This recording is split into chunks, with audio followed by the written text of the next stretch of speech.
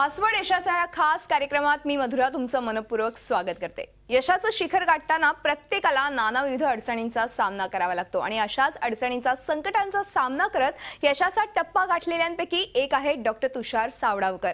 आज तुम्हाला ते त्यांच्या यशाचं गमक तर सांगणार आहेतच, पण त्याचबरोबर ते तुम्हाला यशाचा पासवर्डही सांगणार आहेत। तेव्हा आमच्या या खास कार्यक्रमात मी डॉक्टर तुषार सावडावकर यांचं आमच्या स्टुडिओमध्ये स्वागत करते। नमस्कार सर। नमस्कार नमस्कार।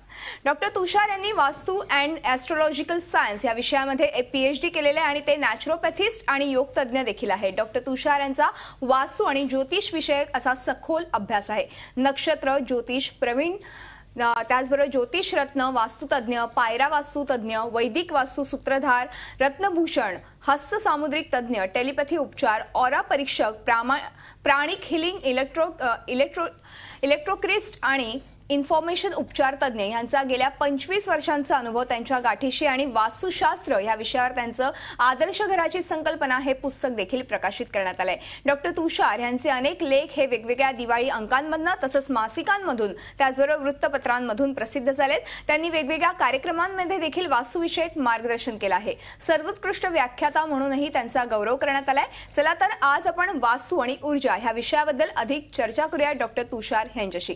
तेव्हा लगेच चर्चेला सुरुवात करूया। डॉक्टर तुषार, पुन्हा एकदा स्वागत आहे। आणि गेली 25 वर्ष खरं तर तुम्ही या क्षेत्रामध्ये कार्यरत आहात आणि तुम्ही खास करून ऊर्जेवरती खूप मोठं संस्कार तुम्हाला पाहायला मिळाले का, त्याबद्दल सांगाल? बरोबर, ऊर्जाचा संबंध वास्तुशास्त्राची निश्चितपणे आहे। ऊर्जाला आपण नॉर्मली आपण क्षमता, बल वगैरे अशी नावं दिलेली आहेत, पण त्याची जर सायन्सच्या माध्यमातून जर आपण एक व्याख्या केली तर ऊर्जा म्हणजे कार्य करण्याची संचित क्षमता असं सांगितलेलं आहे। तर त्याचं रोमन लिपीमध्ये जे चिन्ह आहे ते ए या शब्दाने दाखवलेलं आहे आणि प्राचीन भारतीय तत्वज्ञानानुसार त्याचा चिन्ह दाखवलेला उलटा त्रिकोण, आणि हा त्रिकोण लाल रंगाचा आहे, समभुज त्रिकोण आहेत, त्याच्या तिन्ही बाजू तिन्ही कोण तंतोतंत सारखे आहेत आणि ह्यालाच आद्यशक्तीचे प्रतीक असं म्हटलं गेलेलं आहे। आता आपल्या इथे आद्यशक्ती म्हटल्यानंतर आपल्या समोर येतात पार्वती, त्याच्यानंतर लक्ष्मी आणि त्रिपुरा सुंदरी अशी नावं आपल्या समोर येतात, पण कुंडलिनी जी शक्ती जी आहे ती देखील ऊर्जेशी निगडित आहे। बरोबर। आणि चीनी तत्वज्ञानुसार जर आपण बघायला गेलं तर तिथेच ह्याच ऊर्जेला ची असं म्हटलं जातं।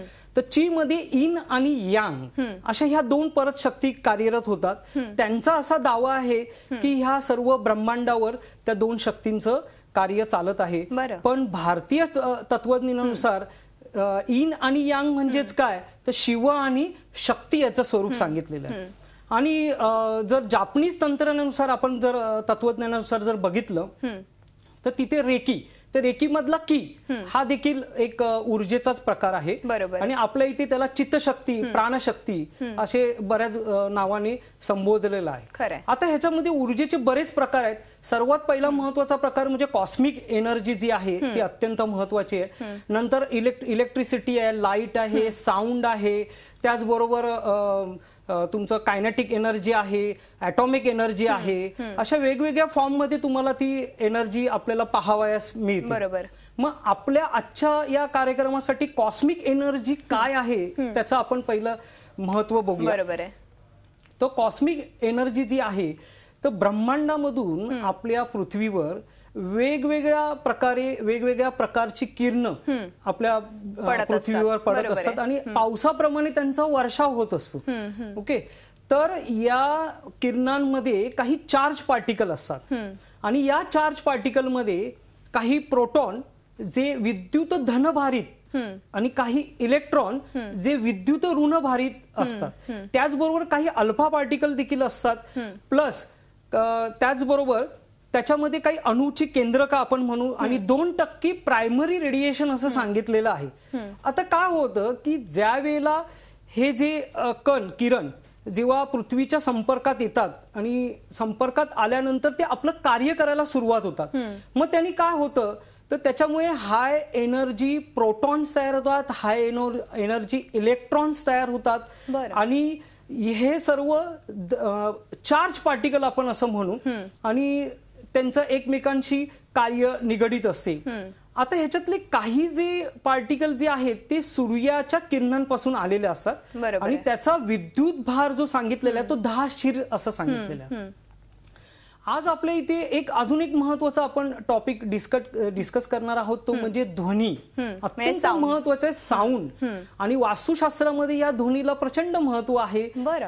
आता ह्या ध्वनीमध्ये आपण जर बघायला गेलो तर ओम हा जो ध्वनी आहे, सगळ्यांना ओम बद्दल बरीचशी माहिती आहे. तर हा ओम असं म्हटलं जातं की हा ब्रह्मांड व्हायच्या अगोदर पण निनादत होता आणि हे ब्रह्मांड संपल्यानंतर पण त्याचा नाद कायम राहील असं आपली भारतीय प्रणाली त्याच्याबद्दल सांगते. आणि ह्या ओम बरोबर आपण जर बाकीचे ध्वनींचे काही मेजरमेंट्स बघितले आपण तर 20 हर्ट्स ते 20,000 हर्ट्स एवढी फ्रिक्वेन्सी आपण बघू शकतो, ऐकू शकतो आपण.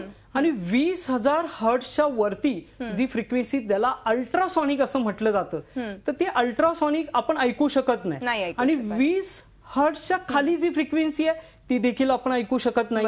मग ते ऐकतं कोण? तर जे प्राणी आहेत, कुत्रा, मांजर वगैरे, तर ते सूक्ष्म ह्याने ते ऐकू शकतात. आज अत्यंत एक महत्वाचा नवीन टॉपिक मला सांगावा असं वाटतो आणि आनंद होत आहे की सायमॅटिक्स एक नवीन ध्वनीचा एक प्रकार आहे. आता हा प्रकार डॉक्टर जेनी यांनी जर्मन सायंटिस्टनी ह्याची 20व्या शतकात त्याचं संशोधन केलं आणि जर्मनीमध्ये ह्याच्यावर बरंच संशोधन झालं आणि त्याचबरोबर 650 ध्वनीचे साऊंड, एक ध्वनी प्रतीक शोधून काढली त्यांनी. मग एक्झॅक्टली ही ध्वनी प्रतीक काय आहेत? तर ती ध्वनी प्रतीक आपल्या शरीरामध्ये होणाऱ्या रोगांवर त्याची उपाययोजना त्याच्यामध्ये सांगितलेली आहे. तर काय होतं, आपल्या शरीरामध्ये काय आहेत की पेशी आहेत. ज्यावेळेला पेशी ढासळतात ना, मग काय होतं, पेशी ढासळल्यामुळे रोग व्हायला सुरुवात होतो. पेशीमध्ये ना मेमरी आहे आणि त्या पेशीमधल्या मेमरीमध्ये एक त्रिस्तरीय त्याचा एक आपण रचना असं म्हणू आणि त्या रचनेचा जेव्हा कोश ढासायला लागतो तेव्हा आपल्याला आजार होतो असं एक बेसिकली सायंटिफिक असं म्हणणं आहे. आणि नेमके हे साऊंड जे आहेत ते साऊंड शोधावे लागतात आणि काही इन्स्ट्रुमेंटने आपण त्या इन्स्ट्रुमेंट आणलेले आहेत. त्याच्यामध्ये मी सांगेनच की कोणत्या इन्स्ट्रुमेंटमुळे एक्झॅक्टली आपल्या शरीराभोवती कोणत्या साऊंडची गरज आहे आणि त्या पेशींवर त्या साऊंडची प्रक्रिया केली जाते. आणि का होतं की ती पेशी जी आहे ती मृतवत होत असते, ती परत पुनर्जीवित होते आणि त्याच्या आतमध्ये असलेली त्रिस्तरीय रचना, त्रिमितीय रचना ही परत पहिल्यासारखी व्हायला लागते, असं त्यांचं हे संशोधन आहे. तर माझं असं म्हणणं आहे की ओम, गायत्री मंत्र किंवा 27 नक्षत्र आहेत त्यानुसार दिलेले काही मंत्र आहेत. ओके, त्याचबरोबर बरेच विविध मंत्र आपण म्हणतो. तर हे भारतीय सायमॅटिक्स असू शकेल का? तर निश्चितच ते भारतीय सायमॅटिक्स आहेत, पण ह्याचा अजून कोणी ह्याचा विचार करत नाही की ह्याच्यावर कोणी अभ्यास करत नाहीये. खरं तर ह्याच्यावरती अभ्यास करणं आवश्यक फार गरजेचं आहे. नक्कीच. म्हणजे थोडक्यात अशा पद्धतीने ही ऊर्जा आपण खरं तर चेक करू शकतो वेगवेगळ्या मशीन्सद्वारे. आपण एक नेमकी कुठल्या मशीन्सद्वारे कोणत्या प्रकारची ऊर्जा चेक करू शकतो याबद्दल तुमच्याकडनं जाणून घेऊया, पण एका ब्रेक नंतर. तेव्हा पासवर्ड यशाचा या खास कार्यक्रमात वेळ झाली आहे एका छोट्याशा ब्रेकची. कुठेही जाऊ नका, पाहत राहा झी24 तास.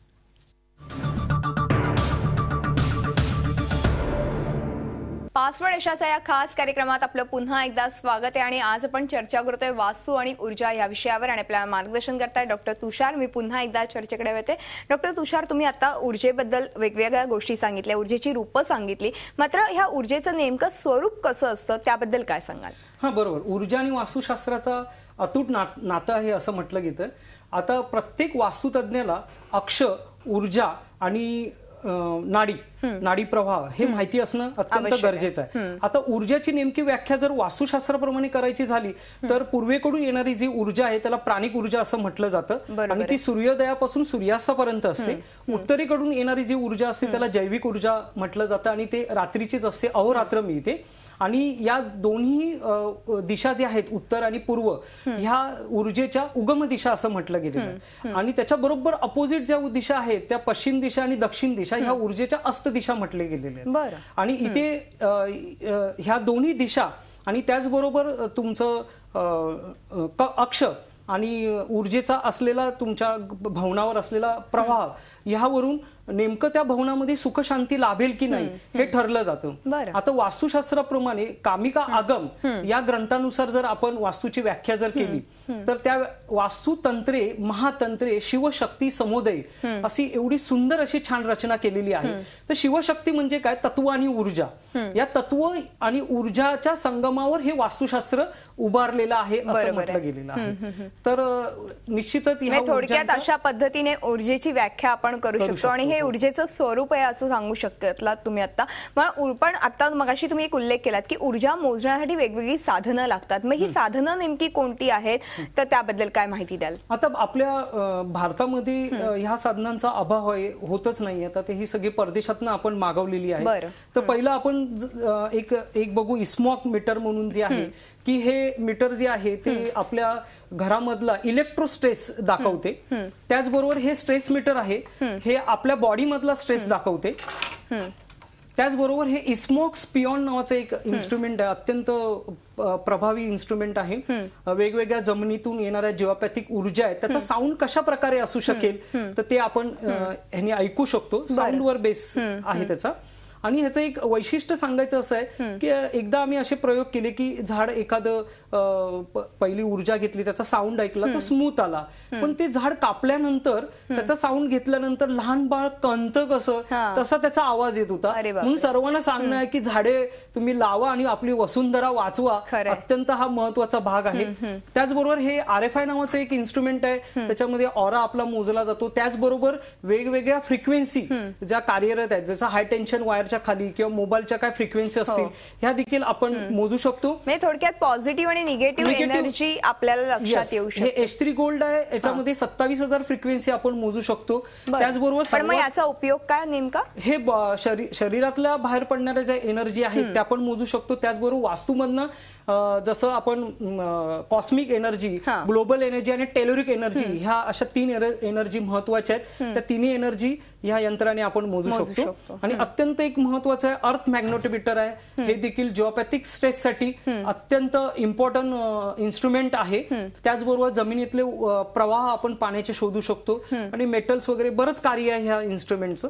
तर अशा प्रकारे ह्या वेगवेगळ्या इन्स्ट्रुमेंटचा वापर करून आपण खरं तर आपल्या घरामधली ऊर्जा पण आपण शोधू शकतो. अर्थातच तुम्ही मगाशी इलेक्ट्रोस्ट्रेस ह्या ऊर्जेचा उल्लेख केला, नेमकं काय आहे? अत्यंत महत्वाचा प्रश्न आहे की आपण आता ह्या आधुनिक काळामध्ये मोबाईल्स वापरतो, वेगवेगळे कॉम्प्युटर्स, त्याच्याबरोबर लॅपटॉप्स वगैरे, म्हणजे आपण हे सगळं ह्या क्षेत्राशी इलेक्ट्रॉनिक्स गॅजेटशी आपण संबंधित आहे. पण जर आपण बघितलं की ह्या मोबाईल मधून जी फ्रिक्वेन्सी, रेडिओ फ्रिक्वेन्सी निघते ती 825 हर्ट्स आणि 915 हर्ट्स एवढी फ्रिक्वेन्सीची देवाणघेवाण मोबाईल टॉवर पासून ते आपल्या मोबाईल पर्यंत होते. आता यामधनं काय होतं की या रेडिओ फ्रिक्वेन्सीमुळे इलेक्ट्रोमॅग्नेटिक फील्ड तयार होतं आणि त्यालाच आपण रेडिएशन असं म्हटलं जातं. तर एक्झॅक्टली त्याचा हे काय करतं इलेक्ट्रोमॅग्नेटिक फील्ड की एखादा पदार्थ आपण गरम करण्यासाठी आपण मायक्रोवेव्ह मध्ये ठेवतो, ती तेवढी जी हीट तयार होते ना, तेवढीच हीट आपल्या स्नायूंना उष्णता पुरवण्यासाठी हे मोबाईल गॅजेटमुळे, त्याच्यामुळे आपल्या शरीरामधल्या ध्रुवीय परमाणूमध्ये डाय इलेक्ट्रिक हीट तयार होऊन आपल्या पेशी मृत होतात. म्हणजे किती त्याचा, आणि हे माझं म्हणणं नाहीये, तर हे तज्ञ सांगतायत, तज्ञांचे अहवाल आहेत. त्याचबरोबर जे मोबाईल टॉवर्स आहेत त्याच्या 100 मीटरच्या परिसरामध्ये वंदत्वाचे आहेत, त्याचबरोबर मानसिक ताणतणावाचे बळी पडलेले आहेत. त्याचबरोबर हाय टेन्शन जे वायर जातात, कॅन्सर होतात. आणि एक महत्वाचं अजून सांगण्यासारखं आहे की आपण जो कॉर्डलेस फोन वापरतो तो ह्याच्यापेक्षा डेंजरस आहे. तर कॉर्डलेस फोन मध्ये 2.5 व्होल्ट एवढा इलेक्ट्रोमॅग्नेटिक फील्ड तयार होतं आणि ते 2 मीटरच्या आसपास आहे. म्हणजे विचार करा की आपण किती स्ट्रेस झोन मध्ये काम करतोय आणि काही वास्तुतज्ञ ह्याच्यावर लक्ष देत नाहीये. थोडक्यात थोडक्यात मला असं म्हणायचं की ह्या गॅजेट्स जेवढे आपल्यासाठी फायदेशीर आहेत तेवढेच खरं तर आपल्याला तोटा पण त्याचा होऊ शकतो. आपल्या शरीरावरती त्याचा मोठ्या प्रमाणात परिणाम होतोय. तर नक्कीच खरं तर आपण ह्यावरती खरं तर रिसर्च करायला पाहिजे किंवा ह्यावरती खरं तर संशोधन तुमचं सुरूच असतं. आपण एक छोटासा ब्रेक घेऊ आणि ब्रेक नंतर अजून काही विषयावरती चर्चा करूया, पण एका ब्रेक नंतर. तेव्हा पासवर्ड यशाच्या या खास कार्यक्रमात पुन्हा वेळ झाली एका छोट्याशा ब्रेकची. तुम्ही पाहत राहा झी24 तास. पासवर्ड यशाच्या या खास कार्यक्रमात आपलं पुन्हा एकदा स्वागत आहे आणि आज आपण वास्तू आणि ऊर्जा या विषयावर चर्चा करतोय आणि आपल्याला मार्गदर्शन करताय डॉक्टर तुषार. मी पुन्हा एकदा चर्चेकडे वळते. डॉक्टर, अर्थात तुम्ही आता इलेक्ट्रोस्ट्रेस बद्दल सांगितलं, मात्र तेजोवलय हा मी अनेकदा शब्द ऐकलेला आहे. नेमकं काय आहे हे तेजोवलय आणि त्याबद्दल तुम्ही काय सांगाल? तेजोवलय म्हणजे ऑरा. तर आपल्या शरीराभोवती स्टॅटिक इलेक्ट्रिकल फील्ड असते आणि हे प्रत्येकाच्या शरीराभोवती आहे. प्राण्यांमध्ये पण आहे, आपल्यामध्ये पण आहे. तर जेव्हा आपल्या शरीरातनं विद्युत चुंबकीय लहरी जेव्हा बाहेर जात असतात, बाहेर पडत असतात, तेव्हा हे स्टॅटिक इलेक्ट्रिक फील्ड हे कंपन पावत असते. आता साध्या डोळ्यांनी हे आपल्याला दिसत नाही. तर आपल्याला 316 ते साधारण 750 मिली मायक्रॉन ज्या वेव्ज आहेत, म्हणजे वेव्ज आहेत त्याच्यामधल्या प्रकाश लहरी आहेत तेवढ्याच आपण बघू शकतो. त्याच्यामध्ये एक सप्तरंग वगैरे असतात. पण हे बघण्यासाठी BFR बायोफिल्ड रीडर हे आपण एक इन्स्ट्रुमेंट वापरू शकतो. पूर्वी थर्मोग्राफ नावाचं इन्स्ट्रुमेंट वापरायचे. ते काय करायचं की आपल्या शरीराभोवती असलेली जी उष्णता होती त्या उष्णतेच्या लहरीचं रूपांतर रंगलहरीमध्ये ते करायचे. त्याच्यामुळे तो ग्राफ आपल्याला ऑरा आपल्याला दिसायचा. आणि याच्यावर बरंच आता रिसर्च झालेले आहेत आणि बरीच इन्स्ट्रुमेंट मार्केटमध्ये आहेत. बरोबर आहे. नक्कीच. म्हणजे थोडक्यात तेजोवलयाचं पण म्हणजे ऑराचं काम एक वेगळी ऊर्जा खरं तर निर्माण करून देणं आहे. त्याचबरोबर तुम्ही मगाशी अजून एक उल्लेख केला, तो म्हणजे जिओपॅथिक स्ट्रेस. म्हणजे नेमकं काय आहे आणि ह्याचं देखील तुम्ही मोजमाप करतात? म्हणजे अर्थातच मग कुठे काही पाणी आहे का किंवा इतर काही गोष्टी लहरी आहेत का, त्याबद्दल काय सांगाल? आपण मगाशी बघितलं ऊर्जा म्हणजे कार्य करण्याची संचित क्षमता असं सांगितलेलं आहे. तर नेमकं जिओपॅथिक मध्ये काय होतं की ही संचित क्षमता जी आहे ती जिओपॅथिक स्ट्रेस आपली काढून घेते. जिओपॅथिक स्ट्रेस म्हणजे एक्झॅक्टली काय की आपल्या पृथ्वीच्या भूगर्भामध्ये ज्या काही वॉटर व्हेंट्स आहेत त्या वॉटर व्हेंट्स जिथे एकमेकांना छेदतात तिथून जी ऊर्जा बाहेर पडते ती आपल्या शरीरासाठी चांगली नाहीये असं आता तज्ज्ञांचं म्हणणं आहे. आणि ह्यावर जर्मनीवर खूपच चांगला रिसर्च होत आहे. आणि ह्या ऊर्जेमुळे बरेचसे रोग होऊ शकतात, म्हणजे कॅन्सर होऊ शकतो, मानसिक ताणतणाव निर्माण होऊ शकतात. आता पृथ्वीची जी व्हायब्रेशनल फ्रिक्वेन्सी आहे ती 7.86 आहे. त्याला आपण मॅच झालेलं, ट्यून झालेली आपली बॉडी.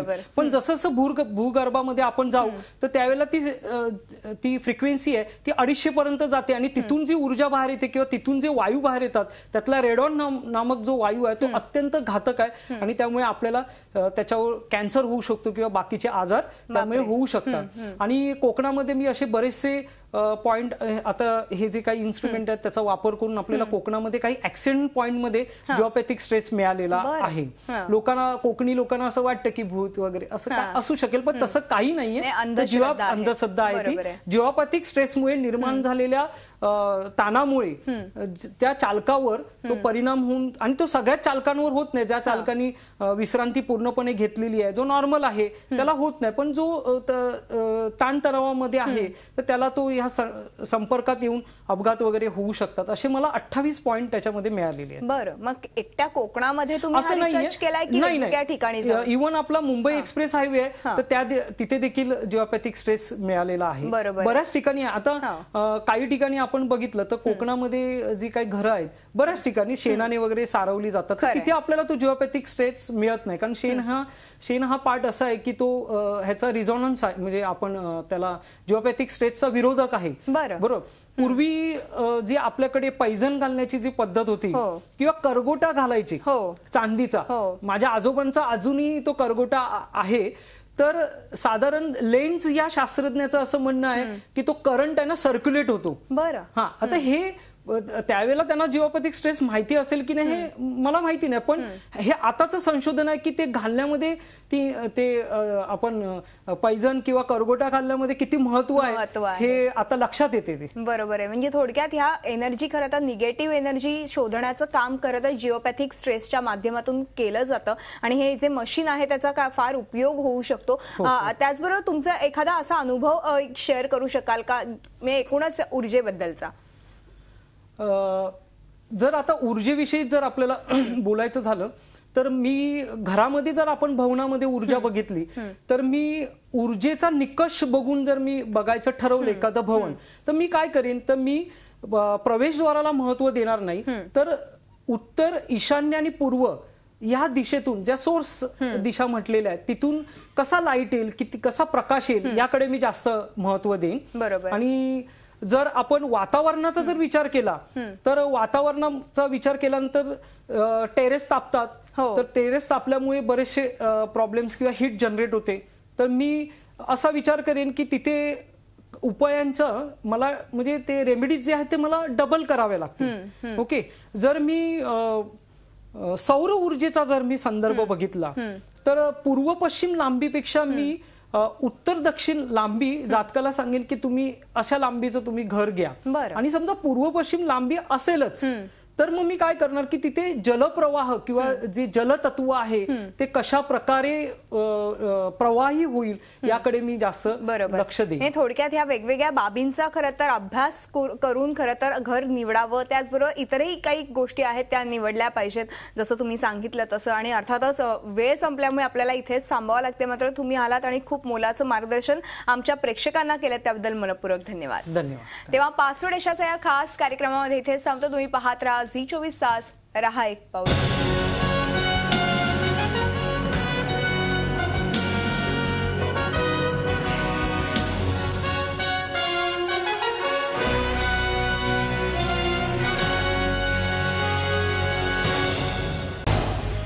झी 24 तास, रहा एक पाऊल पुढे.